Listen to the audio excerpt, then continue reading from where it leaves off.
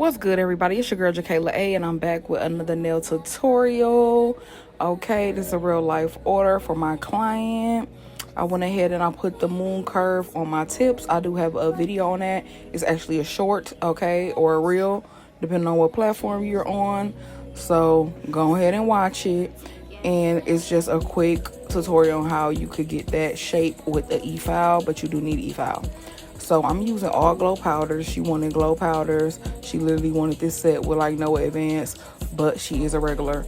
So 3 of the nails I set up in just the regular nude that I have put glow powder into, and then one of these was the Kiara Sky color that came in a glow, and one is a chisel color that I also put powder into.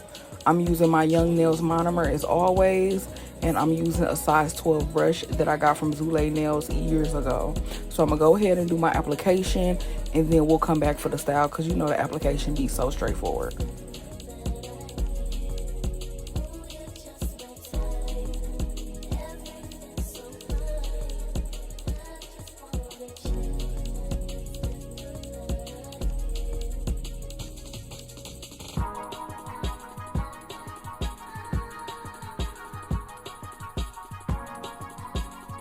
I cannot stress enough though, when you're doing application of press-on nails, it is not about getting the structure built with the acrylic.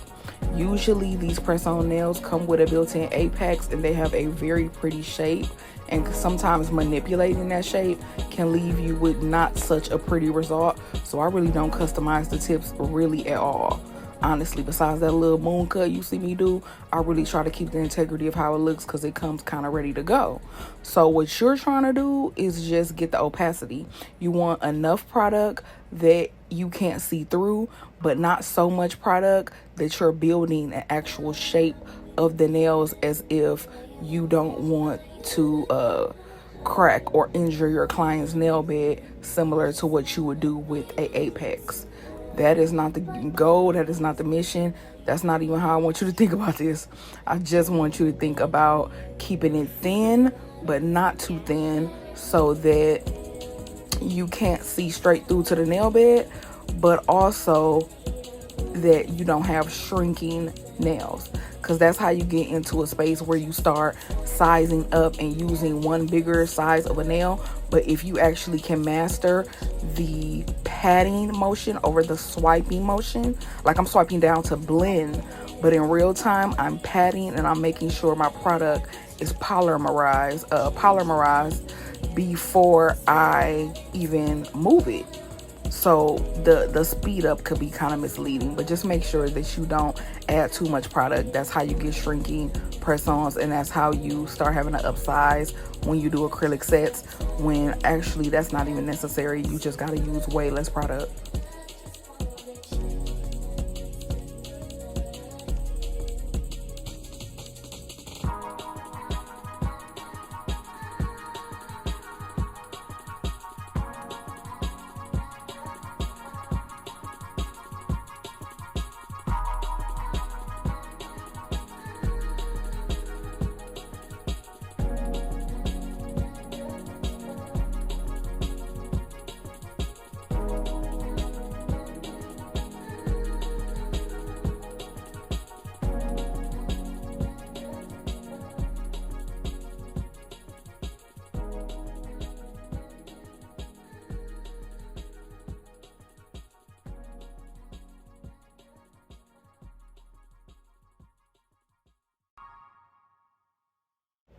In the beginning of the video, I did go ahead and show y'all what this color was. I don't have it right in front of me to know, and the Kiara Sky one as well, so you could just pause and get that information. My powders come off Amazon. There are so many I've bought. There are so many that are good. I can't even tell you which ones to buy because I use so many, but literally just look up glow powder or glow makeup powder and literally just add it to acrylics. It is such a time saver. I would suggest everybody go and buy those powders, and they have a glow nude, they have a glow white, they have a glow milky white, and if you want to, a glow clear can also come in handy. Feel like I use that the least out of everything. So really just a couple nudes, a white and a milky white with that glow powder in it, it will take you far and your clients will love it.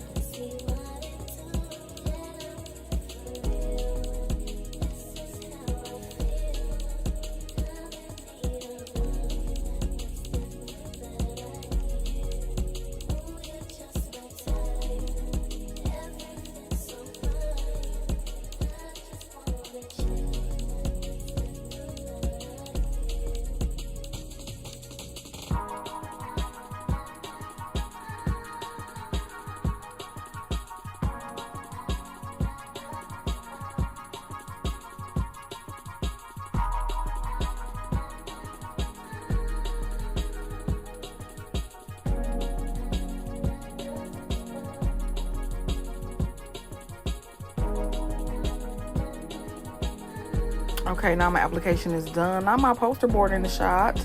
Can't wait to get it hung up right. But now my application is done. I did file off a camera. I filed my my press-on nails. I'm drawing a blank, y'all. It's late. I filed my press-on nails with a hand file. I sometimes can touch up the free edge with an e-file, the same e-file you use to carve it out. You could touch it up with, but honestly, a hand file would do it. It really don't even be that serious for me. A hand file will get me right there.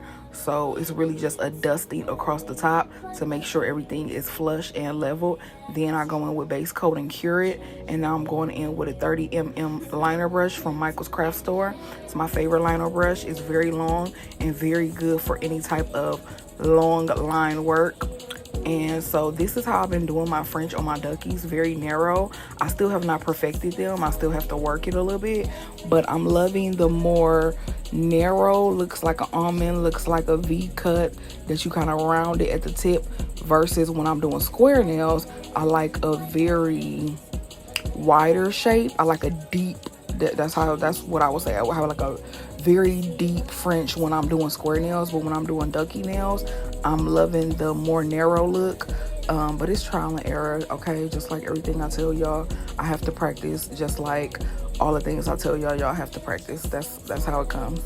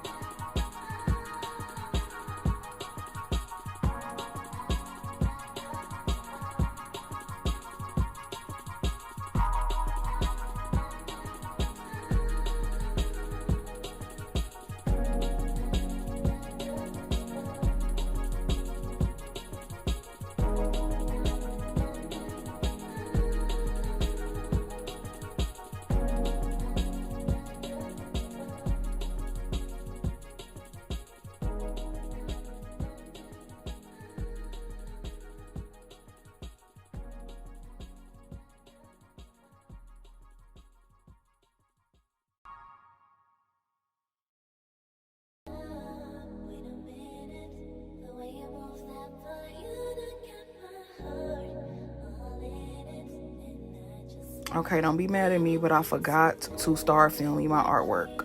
I'm dealing with limited storage because I'm using my main phone. My content creator phone is gone and I have to buy a new one.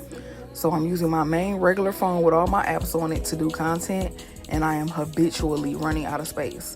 It is so annoying. If you really want to take content serious, you need to have a phone with that space, or you need to have a second phone, bruh. So I did my tiger print on my pinky, and I went in with my cow print on my thumb. I do have other tutorials on that. Just look back on my page.